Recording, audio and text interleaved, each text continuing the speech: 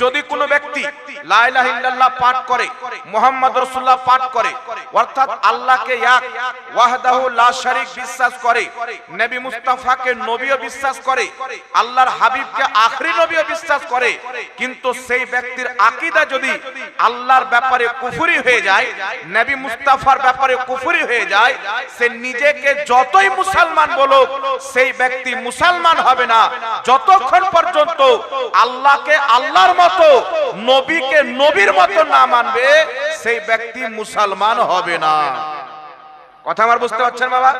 একটু আগে গিয়ে আপনাকে উদাহরণ দিয়ে দিচ্ছি, একটু লক্ষ্য করে শুনেন।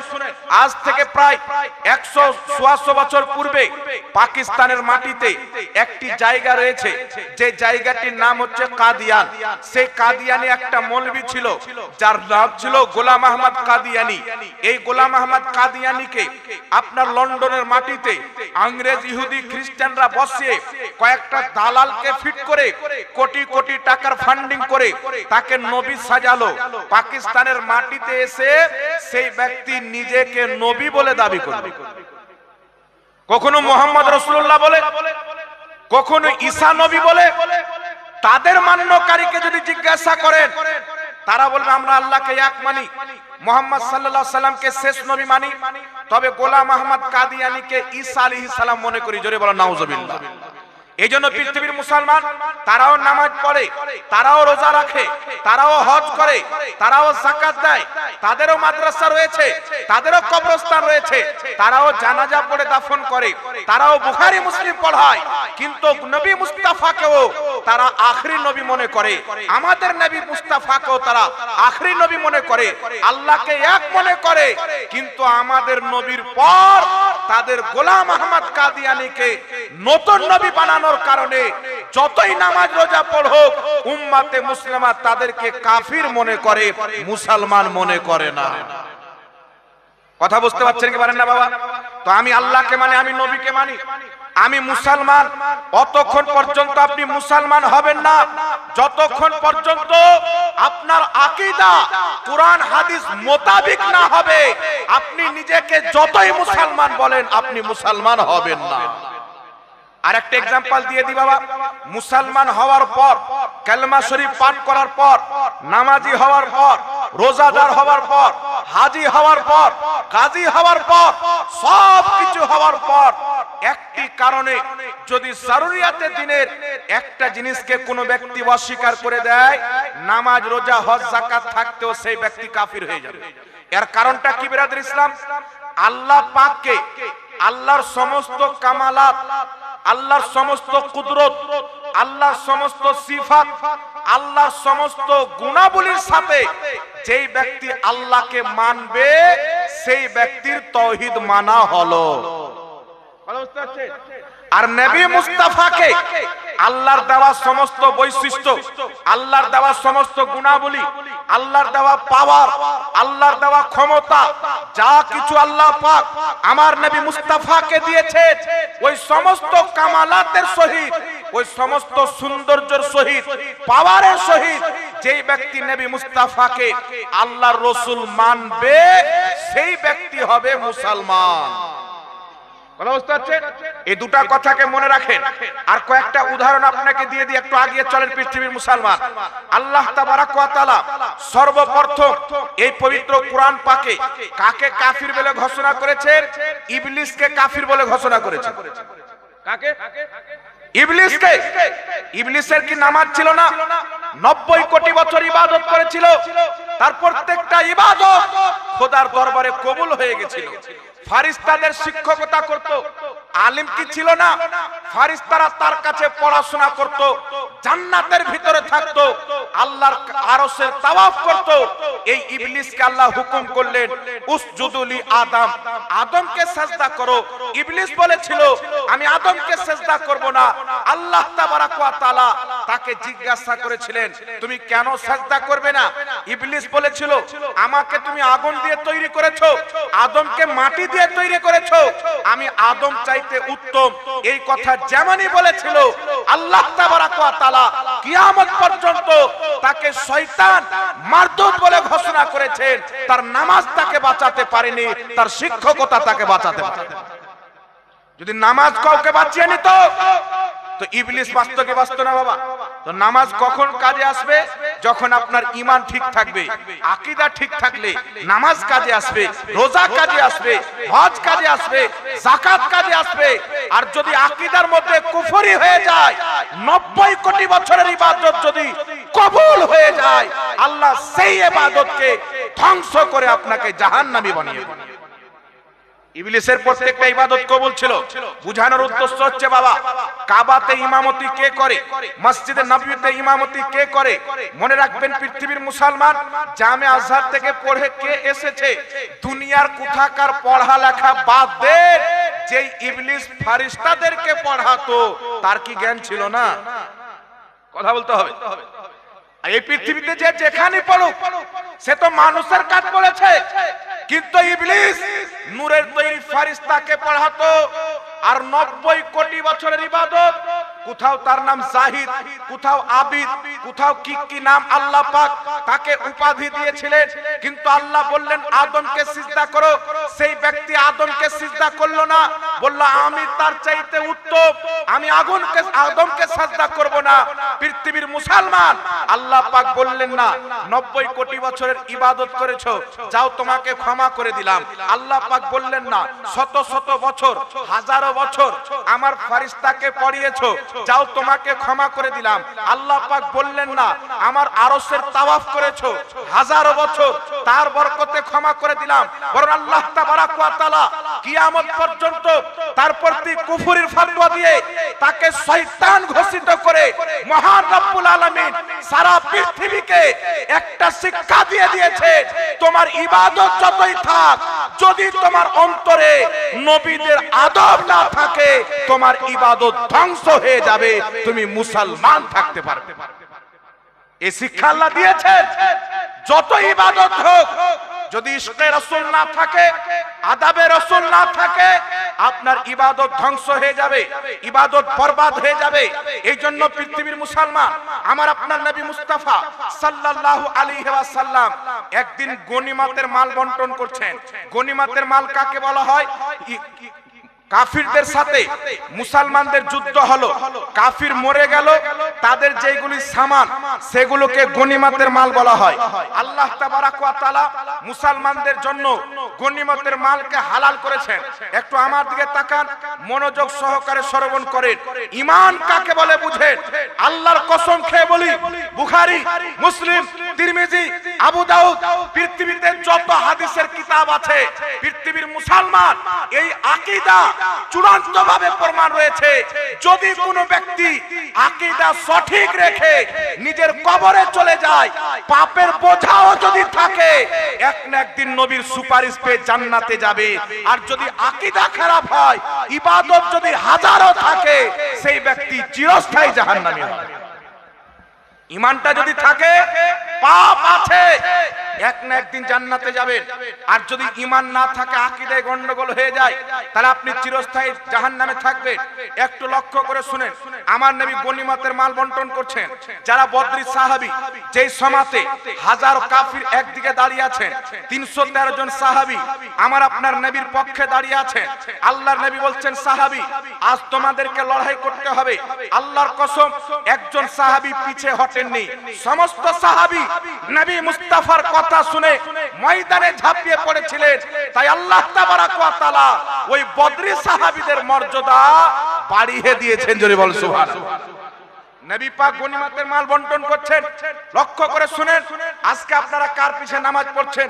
এই মাদ্রাসার শিক্ষক আজহারি সাহেবের পিছে নামাজ পড়ছেন, কেউ মুফতি আইয়ুব সাহেবের পিছে নামাজ পড়ছেন, কেউ অন্য মৌলবীর পিছে নামাজ পড়ছেন। এই হাদিসটাকে আপনি শুনেন, নবী বদরি সাহাবীকে 2 হিস্সা দিচ্ছেন। যারা বদরি সাহাবী নয়, তাদেরকে নবী মুস্তাফা 1 হিস্সা দিচ্ছেন। ওখানে একজন ব্যক্তি ছিল যার নাম হলো জুল খয়সরা, চেহারাতে দাড়ি ছিল, মাথাতে পাগড়ি ছিল। আপনার আপনার জুব্বা পড়েছিল সেই ব্যক্তি নবীর পিছে নামাজ পড়তো। মুহাদ্দিসিনে কিরাম লিখতেছেন এক রাত্রে সেই ব্যক্তি 300 রাকাত নফলি নামাজ পড়তো। তার পাওগুলো সারা রাত্রি ইবাদত করে করে পাওগুলো সুরু হয়ে গেছিল। সেই ব্যক্তি বলছেন ইয়া রাসূলুল্লাহ ইত্তাকিল্লাহ, হে আল্লাহর রাসূল আল্লাহকে ভয় করেন, এই দিল ইনসাফ করেন। আমার নবী 32 সাহাবীকে দিচ্ছেন 2 হিস্সা, যারা 32 সাহাবী নয় তাদেরকে দিচ্ছেন 1 হিস্সা। তো জুলখায়সরাকে এটা বেইনসাফ মনে হচ্ছে, এর মানে পছন্দ হচ্ছে না। কিন্তু এ জানে না পৃথিবীতে নবীর বন্টন করা মানে খোদা তাআলার বন্টন। নবীর বন্টন করা মানে খোদার বন্টন করা। নবীর বন্টন করাকে ভুল বলা আমার খোদাকে ভুল বলা। না নবী মুস্তাফা ভুল হতে পারে, না আমার খোদার ভুল হতে পারে। এইজন্য পৃথিবীর মুসলমান একটু লক্ষ্য করে শুনেন, আল্লাহর নবী বন্টন করছেন। এই লোকটা বলছেন ইয়া রাসূলুল্লাহ, ইনি বলেননি মুহাম্মদ ইবনে আব্দুল্লাহ। এও পাঠ করতো লা ইলাহা ইল্লাল্লাহ মুহাম্মাদুর রাসূলুল্লাহ। এও নবীর মজলিসে বসতো। এই ব্যক্তি নবীর পিছে নামাজ পড়তো। আজকে আমরা আপনার পিছে নামাজ পড়াপড়ি করতেছি, সে তো ইমামুল আম্বিয়া মসজিদে আকসাতে লক্ষ লক্ষ আম্বিয়া কিরাম যেই নবী মুস্তাফার পিছনে নামাজ পড়ে মুহাম্মদ রাসূলুল্লাহর মুক্তাদি হয়েছে। এই জুলখায়সরা সেই নবীর পিছে নামাজ পড়ে যুদ্ধের ময়দানে মুসলমানদের সঙ্গী হয়ে জানের বাজি লাগানে वाला, লড়াই করনে वाला আমার নবী বন্টন করছেন। বলছেন ইয়া রাসূলুল্লাহ, ওগো আল্লাহর রাসূল আল্লাহকে ভয় করেন, ইনসাফ করেন। আমার নবী মুস্তাফা সাল্লাল্লাহু আলাইহি সাল্লাম যেই দিন মক্কা থেকে হিজরত করে মদিনা রওনা হবেন, 40 জন কাফির আমার নবীর বাড়িকে ঘিরে আছেন। যেমনই মুহাম্মদ সাল্লাল্লাহু আলাইহি সাল্লাম বের হবেন, তিনাকে হত্যা করে দাও, শহীদ করে দাও।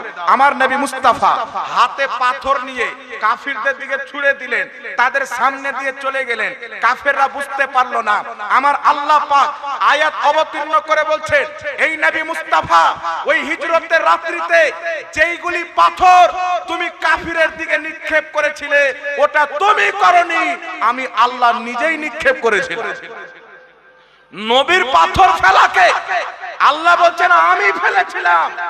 নবী মুস্তাফার ইত্তেবাকে আল্লাহ বলছেন মাইয়ুতির রাসূলা ফাকাদ আতা আল্লাহ। যেই ব্যক্তি নবীর আদেশ মেনে নিল সেই ব্যক্তি আল্লাহর আদেশ মেনে নিল। নবীর আদেশ হচ্ছে আল্লাহ পাকের আদেশ, নবীর পাথর ফেলা আল্লাহ পাকের পাথর ফেলা। তো বুঝা কি গেল নবী মুস্তাফা বন্টন করা স্বয়ং রব্বুল আলামিনের বন্টন। নবী পাক বন্টন করছেন। এই বান্দা বলতেছেন ইয়া রাসূলুল্লাহ ইনসাফ করেন। এর নাম গণেশ ছিল না, এর নাম ডোনাল্ড ট্রাম্প ছিল না, আর এর নাম নরেন্দ্র মোদিও ছিল না, এর নাম ছিল জুলখায়সরা। বন্টন করছেন নবী পাক বলছেন ইনসাফ করেন। রাসূলের পাকের চেহারা রং পরিবর্তন হয়ে গেল। জালিম আমি যদি ইনসাফ না করি তো পৃথিবীতে কে ইনসাফ করবে? এইদিকে উমরে ফারুক তলোয়ার বের করে বলছেন ইয়া রাসূলুল্লাহ আপনি আমাকে অনুমতি দেন, আমি তার গর্দান মেরে দেব। সেই জুলখায়সরা যেমন উমরে ফারুককে তেওয়ারকে দেখলো, সঙ্গে সঙ্গে উঠে নবী মুস্তাফার দিকে পোস্টা করে যেতে আরম্ভ করলো। যেতে যখন আরম্ভ করলো রাসূলের পাক বলছেন উমর একে চিনে নাও, এর নসল কিয়ামত পর্যন্ত থাকবে, এত নামাজ পড়বে, তার নামাজের সামনে তোমরা নিজের নামাজকে হালকা মনে করবে, এত রোজা রাখবে, তাদের রোজার সামনে নিজের রোজাকে হালকা মনে করবে, কোরআন খুব পড়বে কিন্তু তাদের হলক থেকে কোরআন নামবে না। তারা এটা মনে করবে যে কোরআন আমাদের পক্ষে আছে কিন্তু আসলে কোরআন তাদের বিপক্ষে সাক্ষী দিবে। রাসূলের পাক বলতেছে তারা ইসলাম থেকে এমন ভাবে বেরিয়ে যাবে যেমন তীর কামান থেকে বেরিয়ে যায়, তেমন ইসলাম থেকে বেরিয়ে যাবে।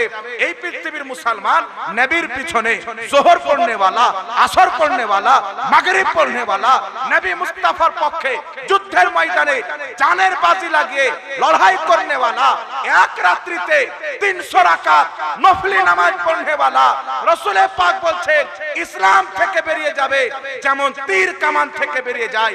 নামাজ মুসলমানের চাইতে বেশি থাকবে, রোজা মুসলমানের চাইতে বেশি থাকবে, কোরআন মুসলমানের চাইতে বেশি পড়বে, কিন্তু ইসলামের সাথে তাদের কোনো সম্পর্ক থাকবে না। এর কারণটা কি?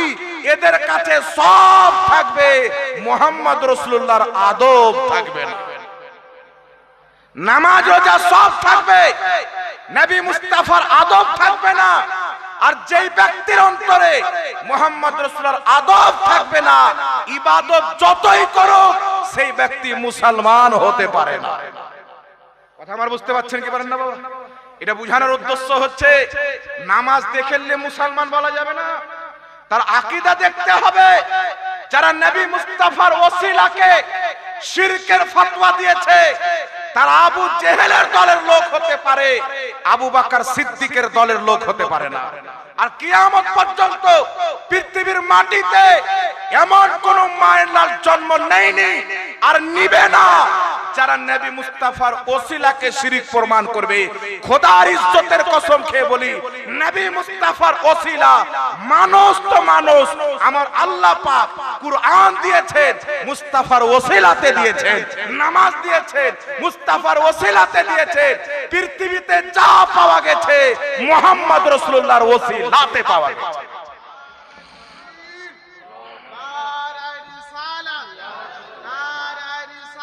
या रसूल अल्लाह जिंदाबाद जिंदाबाद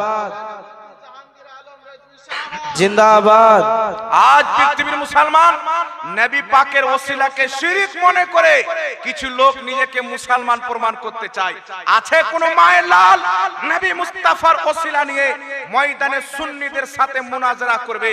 খোদার ইজ্জতের কসম খেয়ে বলি, নবী মুস্তাফার জামানাতে যারা মুস্তাফার বিপক্ষে জবান দারাজ করেছে তাদের নামাজ কত ছিল সাহাবা এটা দেখেনি, দাড়ি কত লম্বা ছিল সাহাবা এটা দেখেনি, ইবাদত কত ছিল এটা দেখেনি। মুস্তাফার বেয়াদবি করেছে সাইয়েদনা উমারে ফারুক, তার গর্দান মেরে এটা প্রমাণ করে দিয়েছে নবী পাকের গুস্তাখি করনেওয়ালার পৃথিবীতে বেঁচে থাকার কোনো অধিকার থাকতে পারে না। এজন্য পৃথিবীর মুসলমান আপনাকে আমাকে জানতে হবে তাওহীদ কাকে বলে, রিসালাত কাকে বলে। আজকে রাসূল পাকের ওসিলা নিয়ে নবীর ওসিলার কি প্রয়োজন আছে? আল্লাহ তো ডাইরেক্ট শুনতে পায়, আল্লাহ তো ডাইরেক্ট দিতে পারে, তো নবী পাকের ওসিলার কি প্রয়োজন আছে? এই পৃথিবীর মুসলমান একটা হাদিস যেতে যেতে শুনিয়ে দিচ্ছি, যদিও হাজার দলিল আছে, কুরআন দ্বারা প্রমাণিত আছে। হযরতে মুসা আলাইহিস সালাম হারুন আলাইহিস সালামের জুতা মুবারক, লাঠি মুবারক, জুব্বা মুবারক, উযু করা কলসি মুবারক তাবুতে সাকিনার মধ্যে ছিল। এই তাবুতের ওসিলা দিয়ে বনি ইসরাইল যেই দোয়া করেছে আল্লাহ তাদের দোয়া কবুল করে নিয়েছেন। তো মুসা হারুন নবীর জুতার ওসিলা যদি কবুল হয় তো মুহাম্মদ রাসূলুল্লাহর জাতের ওসিলা কি করে শিরক হয়ে যাবে? কুরআন তো এটা বলতেছে যে নবীদের জুতার ওসিলাও জায়েজ। কুরআন তো বলতেছে নবীদের জামার ওসিলা আমি কবুল করি। উঠান পবিত্র কুরআন সূরা ইউসুফ খুলেন, ইয়াকুব আলাইহিস সালাম হযরতে সাইয়েদনা ইউসুফ নবীর শোকে কান্না করতে করতে চোখের জ্যোতি যখন হারিয়ে দিলেন, ইউসুফ নবী খবর পেলেন, তিনি বলছেন আমার জামা নিয়ে যাও, আমার বাবার চেহারাতে রেখে ফিরিয়ে নিবে, আমার জামার বরকতে ওসিলাতে আমার বাবার চোখের জ্যোতি আল্লাহ ফিরিয়ে দিবে। ইউসুফ নবীর জামা না হলো, ইয়াকুব নবীর চেহারাতে রেখে ফিরিয়ে নেওয়া হলো, সঙ্গে সঙ্গে আল্লাহ পাক তিনার চোখের জ্যোতিকে ফিরিয়ে দিলেন। এই পৃথিবীর মুসলমান ইউসুফ নবীর জামাতে কি ছিল যার বরকতে যার ওসিলাতে ইয়াকুব নবীর চোখের জ্যোতি আল্লাহ ফিরিয়ে দিয়ে সেটাকে কুরআন পাকে বর্ণনা করেছেন। তো আর ইউসুফ আলাইহিস সালাম ইনি হচ্ছেন আল্লাহর নবী। আল্লাহর নবীর দেহে যেই জিনিসটা লেগে যায় তার ওসিলা ও খোদার দরবারে কার্যকর হয়ে যায়। পৃথিবীর মুসলমান নবীদের দেহে লাগা জুব্বার ওসিলা যদি খোদা কবুল করে নেয় তো নবীগণের জাতের ওসিলা কেন কবুল হবে? আর বর্তমানে কিছু লোক বেরিয়েছে ইহুদি খ্রিস্টানদের ফান্ডিং নিয়ে, তারা ময়দানে নেমে মানুষকে বুঝাতে চায় নবীদের ওলিদের কোনো ওসিলার প্রয়োজন নাই। একে জিজ্ঞাসা করেন তুমি কি দুনিয়াতে বিনা ওসিলাতে এসেছো? আল্লাহ বলছেন আমি এই কুরআন যদি পাহাড়ে অবতীর্ণ করতাম পাহাড় ধুলা ধুলা হয়ে যেত, পাহাড় ধুলা ধুলা হয়ে যেত। মুস্তাফার সিনাতে অবতীর্ণ করেছে তাই পৃথিবীর মানুষ এই কোরআন পেয়েছে।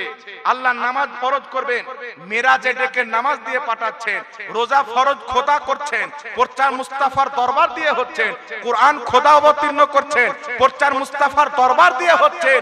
আর এই পৃথিবীতে দুনিয়াবাসী যা পেয়েছে, এক আল্লাহ পাকের পরিচয় পেয়েছে, সেটাও মুহাম্মদ রাসূলুল্লাহর ওসিলাতে পেয়েছে।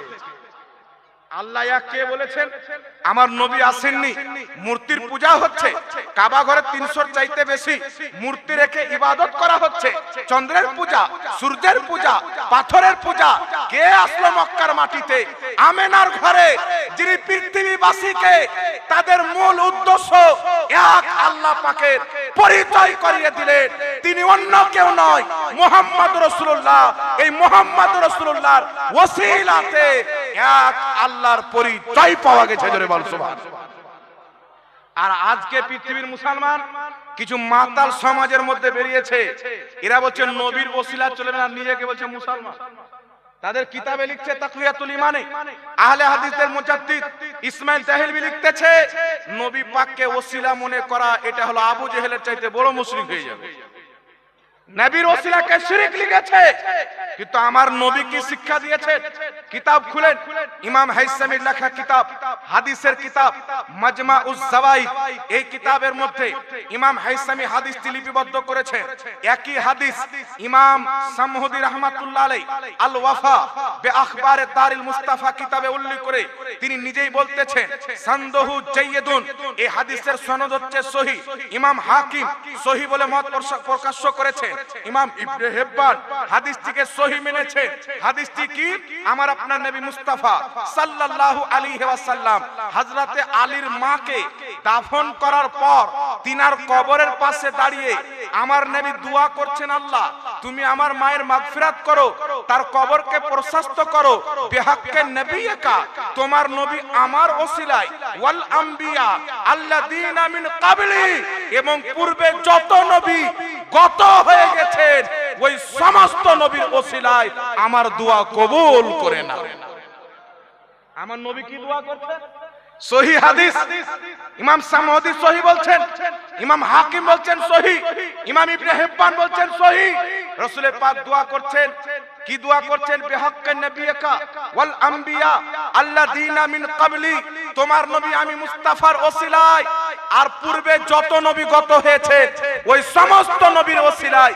এই পৃথিবীর মুসলমান আজ যে ওয়াহাবি আহলে হাদিস বলতেছে নবীর ওসিলা শিরক, এদের ফতোয়াতে আমাদের নবী নিজেই শিরক করেছেন, তিনি শরীয়ত বুঝতেন না।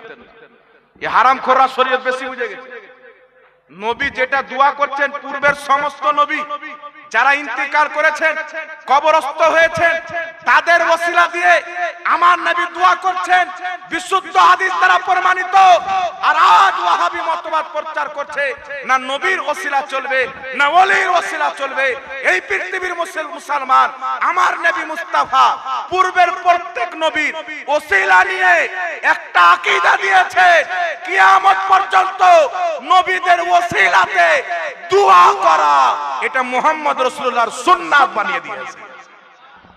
তাহলে যারা সুন্নাতকে বিদআত বলে, শিরক বলে, এদের চাইতে মহা নিকৃষ্ট বিদআতি আর কেউ হতে পারে?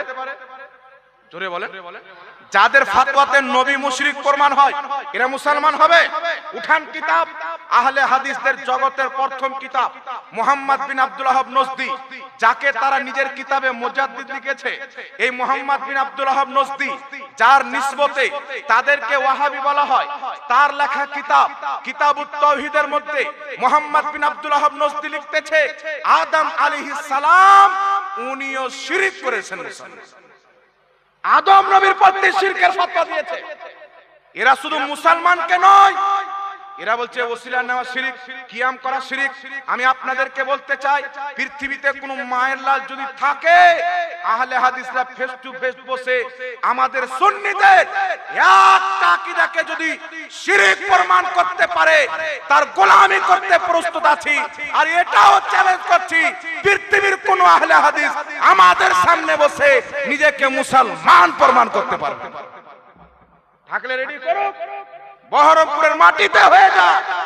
ना खंजर उठेगा ना तलवार तुमसे, ये बाजू मेरे आजमाए हुए हैं। এরা নিজেকে মুসলমান প্রমাণ করবে। আদম নবীর প্রতি শিরকের ফতোয়া দিয়েছে, আমাদের নবীর উপরেও তাদের শিরকের ফতোয়া পড়েছে। তা যেই ব্যক্তি নবীকে মুশরিক বলবে, ওর ঈমান তো থাকবে না, ওর বিবিও তালাক হয়ে যাবে, ওর শাশুড়িও তালাক হয়ে যাবে। ভাববেন হুজুর শাশুড়ি কি করে তালাক হয়? বিবি তালাক হয় জানে তো, বিবি যদি তালাক হয়ে যায় তো শাশুড়ি থাকবে? কথা বলে, বিবির কারণে তো শাশুড়ি হয়েছে। এই জন্য পৃথিবীর মুসলমান আপনাকে বলতে চাই, এরা হচ্ছে মুনাফিক। আল্লাহর ইজ্জতের কসম খেয়ে বলি, এদেরকে তৈরি করা হয়েছে আমেরিকা এবং ব্রিটেনিয়া মিলে তৈরি করেছেন। আর একটা কথা আপনাকে বলে দিচ্ছি, এই যে নাম শুনছেন আহলে হাদিস, এদের আসল নাম হচ্ছে ওয়াহাবি, যেটা আমেরিকা দিয়েছে, ব্রিটেনিয়া দিয়েছে। আর এরা যে নিজেকে আহলে হাদিস বলে, এই ভারতবর্ষের মাটিতে অখণ্ড ভারত, বাংলাদেশ, পাকিস্তান, আফগানিস্তান, মায়ানমার, এই সমস্ত দেশ যখন একটাই ভারত দেশ ছিল, যখন ইংরেজদের হুকুমত ছিল, ওই সময়তে ভারতবর্ষের মাটিতে যদি মুসলমানরা জেনে নিত এই ব্যক্তি হচ্ছে ওয়াহাবি, তাকে চায়ের দোকানে বসতে দিত না, তাকে ঘরে ঢুকতে দিত না, তার সাথে বিয়ে শাদী দিত না।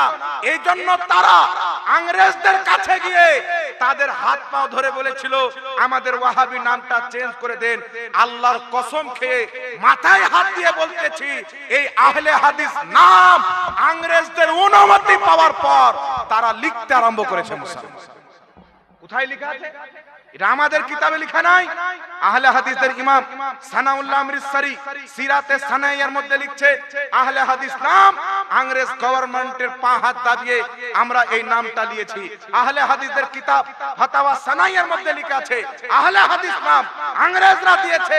এই জন্য নিজেকে আহলে হাদিস বলা বর্তমান যে আহলে হাদিস রয়েছে মুসলমানদের জন্য হারাম রয়েছে। আর এই জামাতের লোক যদি মরে যায়, সংসান ঘাটে পুড়িয়ে দেওয়া তো মঞ্জুর হবে, মুসলমানের কবরস্থানে মাটি দেওয়া যাবে না। এরা এলাকাতে মসজিদে জারার তৈরি করছে, আর আমাদের দেশের লোক মনে করছে কি আল্লাহর ঘর তো তৈরি করছেন। ইতিহাস মনে হয় পড়েননি, কোরআন পড়েননি।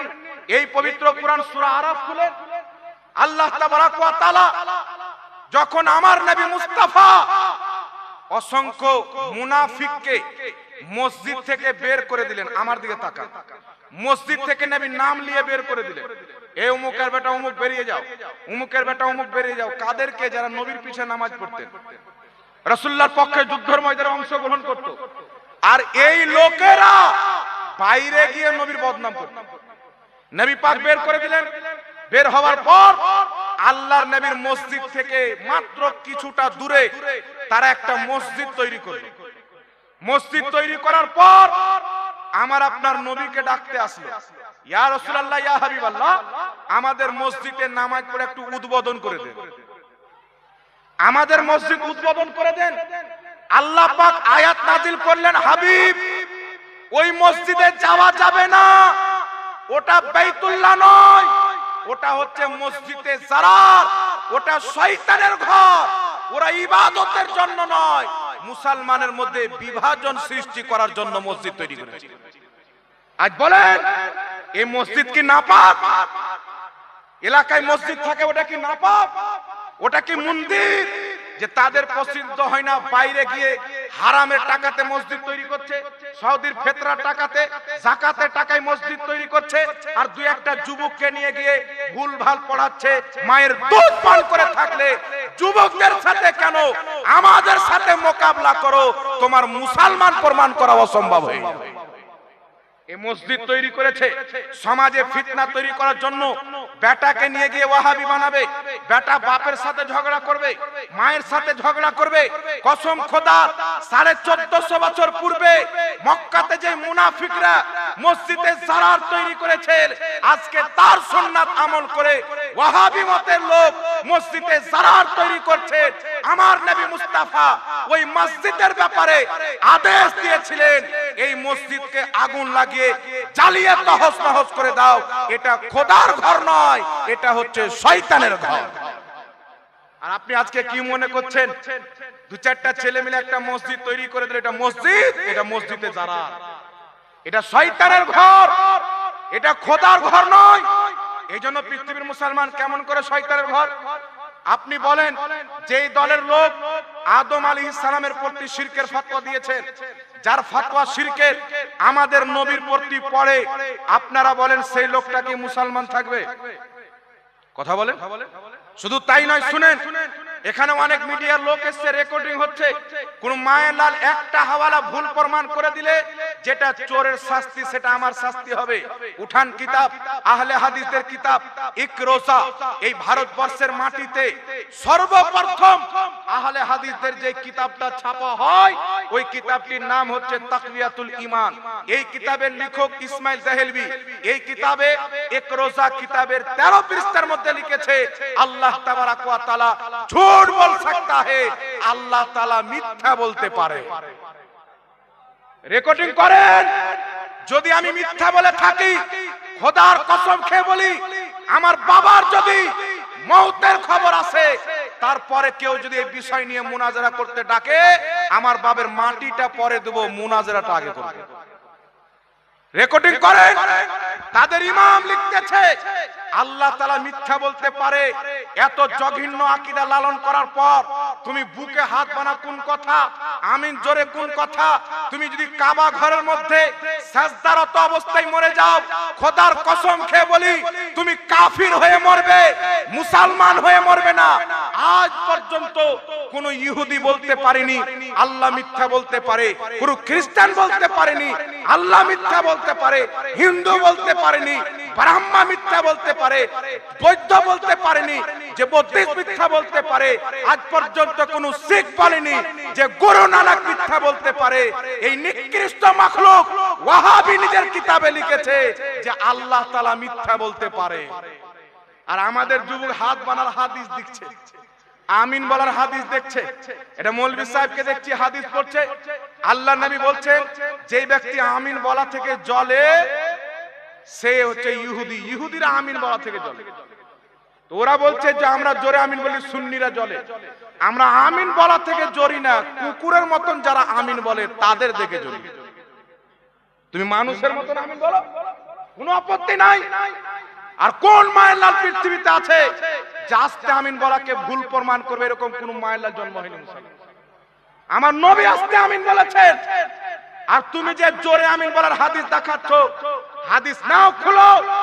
আজ থেকে 1150 বছর পূর্বে লেখা কিতাব আল কুনা ওয়াল আসমা, লেখকের নাম ইমাম দুলাবি, হাদিস নাম্বার 1090, সনদ সহিহ, বর্ণনাকারী সাহাবী রাসূল ওয়াইল ইবনে হুজর বলতেছেন আল্লাহর নবী মুস্তাফা সাল্লাল্লাহু আলাইহি ওয়াসাল্লাম পাঠ করলেন ওয়ালা দল্লিন ফাকালা আমিন, তারপরে তিনি আমিন বললেন। রাফা বিহা সাউতাহু, নিজের আওয়াজকে উঁচু করে বললেন মা আরাহু ইউআল্লিমুনা। হযরতে ওয়াইল ইবনে হুজর সাহাবী রাসূল বলছেন নবী মুস্তাফা এই জন্য জোরে আমিন বলেছিলেন, এটা ছিল সাহাবাকে শিক্ষা দেওয়ার জন্য। কি জন্য? সাহাবীকে শিক্ষা দেওয়ার জন্য নবী জোরে আমিন বলেছেন। এটাও হাদিসে এসেছে নবী মুস্তাফা ওয়ালা দল্লিন বললেন 3 বার আমিন বললেন। 3 বার আমিন বললেন কেন? যাতে সাহাবা জেনে নেয় ওয়ালা দল্লিনের পর আমিন বলতে হয়। তো নবী শিক্ষা দেওয়ার জন্য জোরে আমিন বলেছেন। এটা সাহাবা একরামের মত। সাহাবা একরাম চাইতে পৃথিবীর কোন মায়ের লাল হাদিস বেশি বুঝবে এটা অসম্ভব রয়েছে।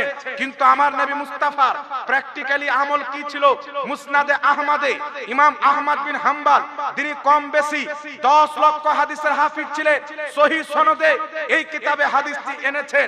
তারপর দ্বিতীয় নাম্বার ইমাম হাকিম আল মুস্তাদরাক আলা সহিহাইন কিতাবে হাদিসটিকে উল্লেখ করে বলতেছে হাদা হাদিসুন সহিহুল ইসনাদ, এই হাদিসের সনদ হচ্ছে সহিহ।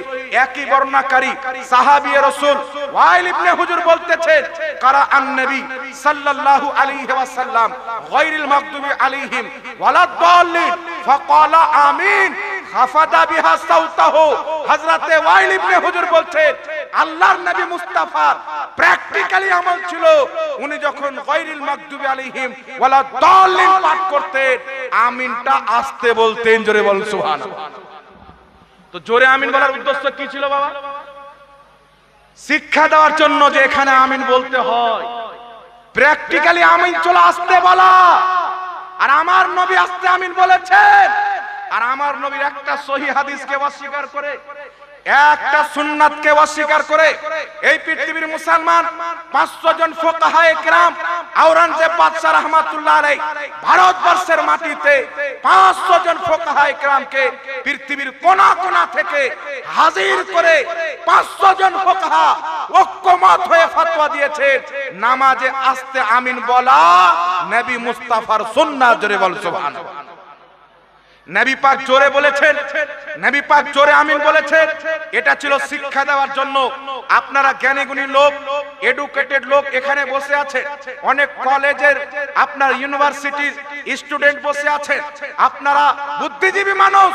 যেটা প্র্যাকটিক্যালি হয় ওটা বেশি গ্রহণযোগ্য সুন্নাহ হবে না যেটা শিক্ষা দেওয়ার জন্য হবে ওটা গ্রহণযোগ্য সুন্নাহ হবে? তো 500 জন ফুকাহা বলছে নবীর প্র্যাকটিক্যালি আমল ছিল আস্তে আমিন বলা। আস্তে বলাটাই হচ্ছে নবীর সুন্নাহ। একটু জোরে হবে না সুবহানাল্লাহ? আর আমাদের যুবক সমাজের কিছু লোক আছে, এরা মনে করে 2025-এ নতুন ইসলাম এসেছে, সব স্পেশাল হয়ে। দেখবেন যারা 4 চাকা গাড়ি চালায়, আমারও তো 4 চাকা গাড়ি আছে, আমিও মাঝে মাঝে চেক করি, আইয়ো ভাই ওকে জ্বলাচ্ছি 4 চাকা বলে যেন ও কিনে নেয়, আমার বন্ধু মানুষ কিনবে ইনশাআল্লাহ। তো যারা গাড়ি কিনবে তারা চেক করবে, আমি 25 সালে গাড়ি কিনবো তো কোন নতুন মডেল বেরিয়েছে, 26 সালে কিনবো কোন মডেল বের হবে। তো এখন কিছু সমাজে কচুর পাতাতে ঈমান রেখেছে, বুঝতে পারছেন, টলমল টলমল। এরা মনে করছে 2025-এ ইসলাম এসেছে। 300 বছর পূর্বে ইসলাম ছিল কি ছিল না? জোরে বলতে হবে। 400 বছর পূর্বে ছিল কি ছিল না? 500 বছর পূর্বে, 1000